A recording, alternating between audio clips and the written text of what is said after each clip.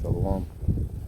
First and foremost, before I get started, I want to give all praises, honor, and glory to Yahawah, Bahasham, Yahawashi, Bahasham, double honor to the apostles and elders of GMS who teach and who well taught me his truth. Salutation, brothers and sisters out to listen and learning, fighting the fight of faith. Salutation, my fellow brethren that are pushing this word in all truth and sincerity. To you all, I want to say Shalom. It's your brother Lahab, the diligent soldiers camp, and just on my spirit, I always want to do a lesson, but this week has been particularly difficult, with stuff with the family and everything. Not to get into that, but as the saying goes, the race is not to the swift, man. This is it's called, Apostle Paul called it a race for a reason, man. And, we really have to stay locked in and remember what we're coming into, because it's going to be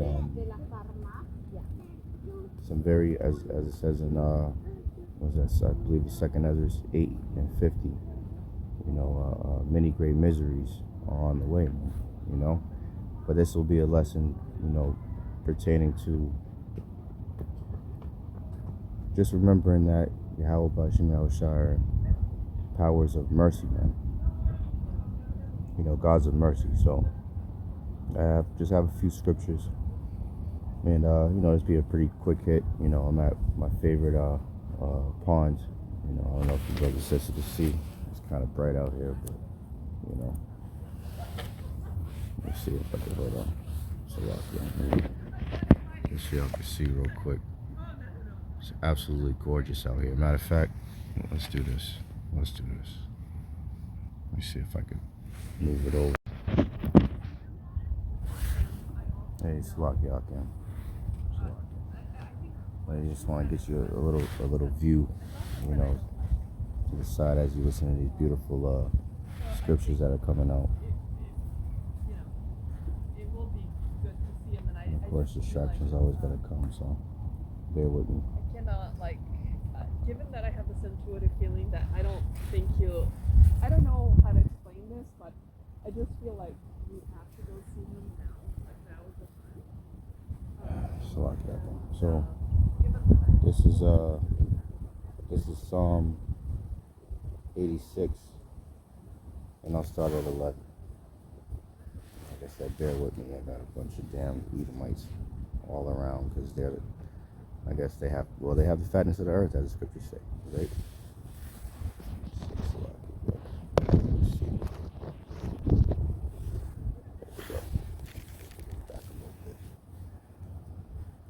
This is Psalms 86, and I'll start at 11. The subtitle reads, "A God of Mercy." So it says, "Teach me thy way, O Lord. I will walk in thy truth, until my heart, meaning your mind, to fear thy name." The scriptures say to fear the Lord, man. The fear of the Lord is the beginning of wisdom and knowledge, right? Understanding, right? 12th verse, "I will praise thee, O Lord, my power, with all my heart, and I will glorify thy name forevermore. For great is thy mercy toward me, and thou hast delivered my soul from the lowest hell." This is what we got to keep in our minds, brothers and sisters, man. Everything that's going on, everything that's going to happen, we have to continue to keep that in our minds, and as we go through this furnace of affliction, we have to remember that. 14, it says, "O God, the proud are risen against me, and the assemblies of violent men have sought after my soul, and have not set thee before them." Right? So you have to remember, as it says in let's get that in Psalm 17,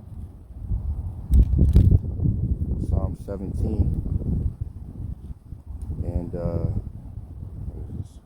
it Psalm 17? Is it 13 or 17? I think it's 13 or 17. 17 and 17 and 13. Salakia. This is a psalm of King David. It said, "Arise, O Lord," Psalms 17 and 13. "Arise, O Lord, disappoint him, cast him down, deliver my soul from the wicked, which is thy sword." Right? So we have to remember who the wicked is, Malachi 1 and 4. Right? Esau Edom, the so-called self-proclaimed white man. Right? That's the wicked that the Lord set up in these times. So going back to Psalms 86, the proud, right? You know, he's pride, what's that, Job? Pride covereth him as a chain, and violence, roughly paraphrasing.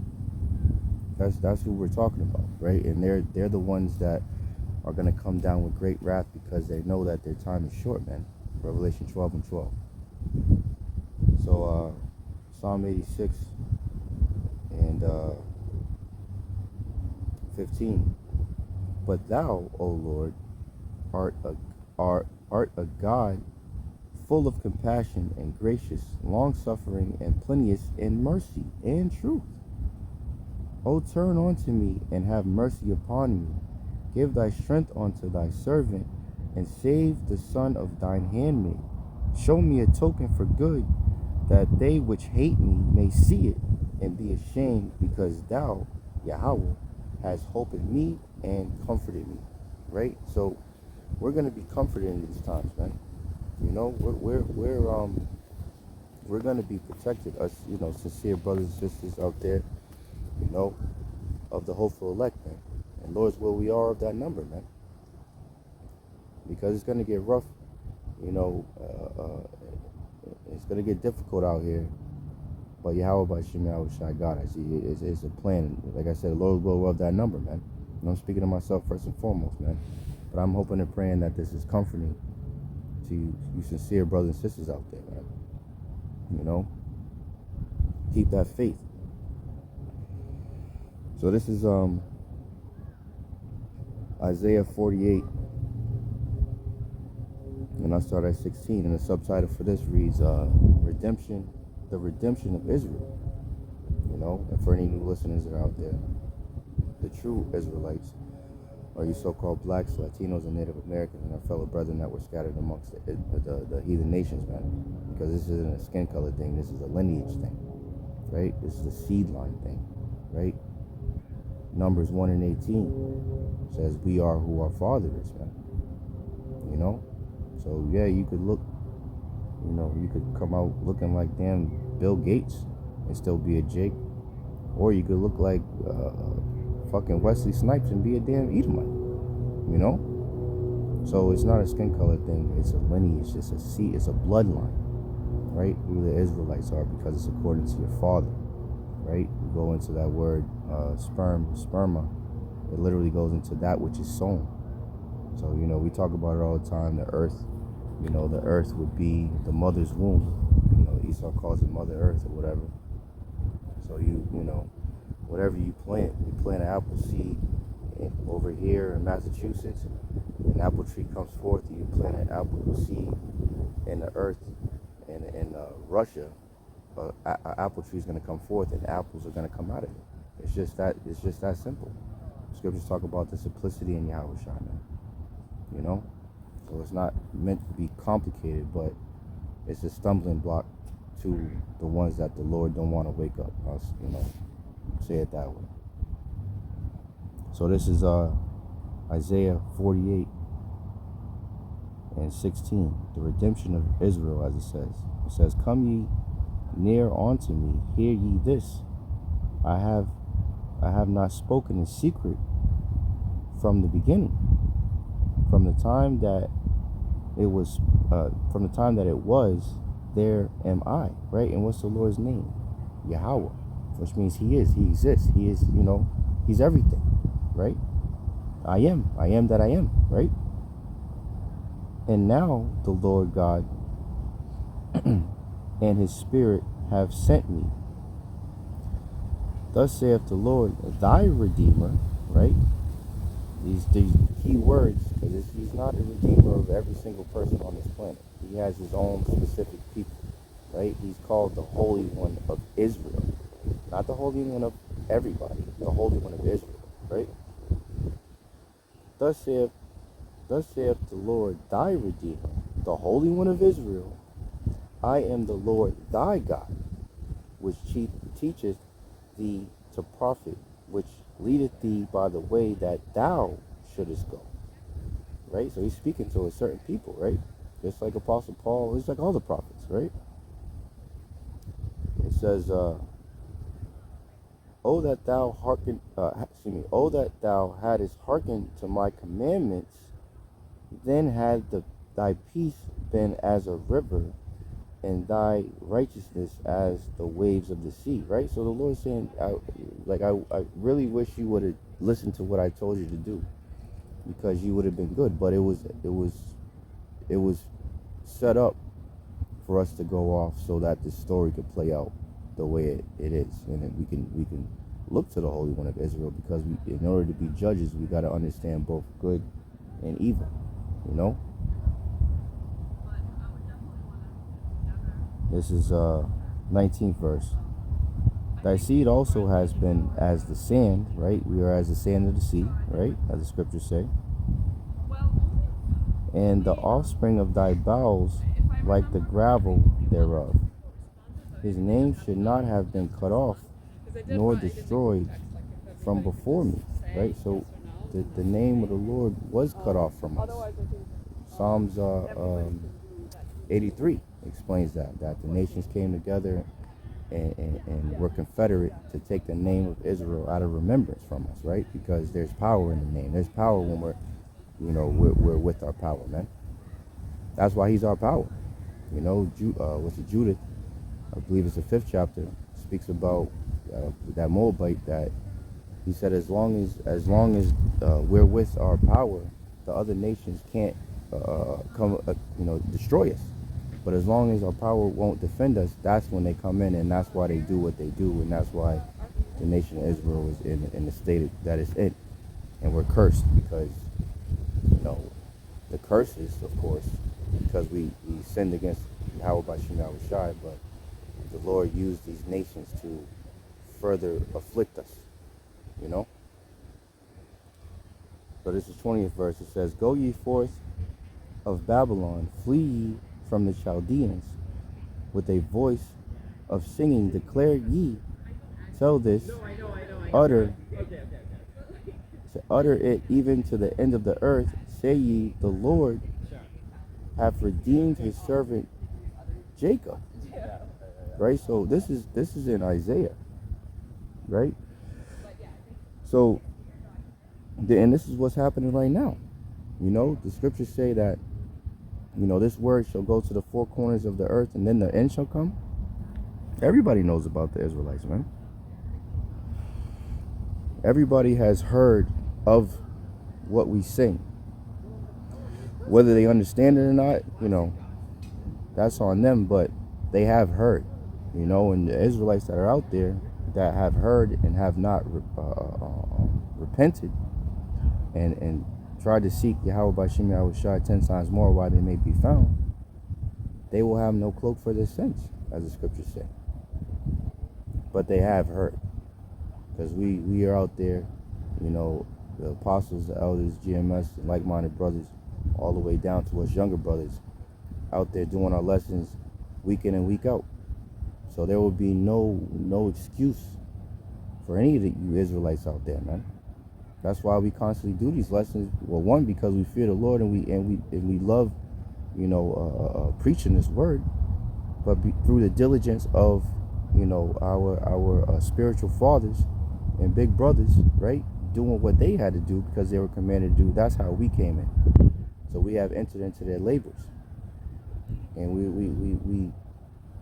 we are enjoy being able to do that, man. It's a blessing to be a part of this ministry and to understand this word. As Yahawashi said, blessed are your ears for they hear, and your eyes for they see, because many men have desired to see these things which ye see and have not been able to see them, roughly paraphrasing, man. So it's truly a blessing. We can't neglect that, man. Isaiah 48 and 21. It says, I'll go back to 20. Go ye forth of Babylon, flee ye from the Chaldeans, with a voice of singing, right? that new song.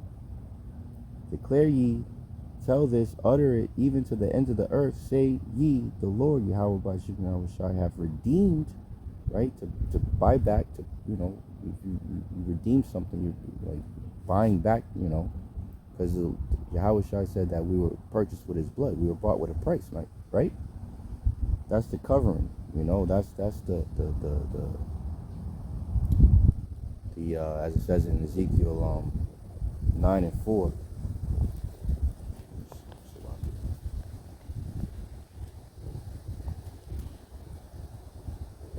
That the walk, that exemption from judgment.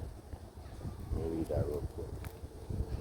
This is Ezekiel 9:4. And it says the subtitle is the mark of the righteous. Right? This, we're not talking about the MO to the TB, you know, that mark, that charagma. We're talking about the law, which is the exemption from judgment. This is Ezekiel 9:4, and it says, and the Lord said unto me, go through the midst of the city, through the midst of Jerusalem, and set a mark that the wall upon the foreheads of the men that sigh and that cry for all the abominations that are done in the midst thereof. And there's only one group of men and women, you know, that are sighing and crying for all the abominations that are done in the midst thereof, and that's the elect, man. You know, so keep on fighting. You know, keep on crying onto our power. You know, because you know the scriptures say that the prayers of the righteous pierces the clouds, man.